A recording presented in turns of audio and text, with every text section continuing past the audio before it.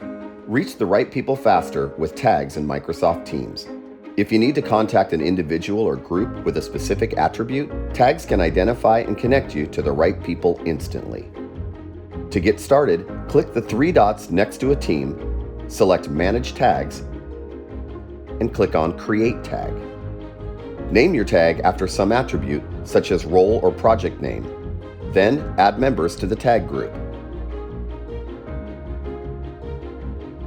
After creation, anyone on the team can use the tag in a channel or to start a chat. For example, when the onboarding leads tag is @mentioned in this channel, its members are notified when you send the message. Once a tag is used, anyone can hover over it to see the members. When starting a new chat, simply include the tag in your participant list, and you'll be instantly connected to the right people. Communicate faster and smarter with tags in Microsoft Teams.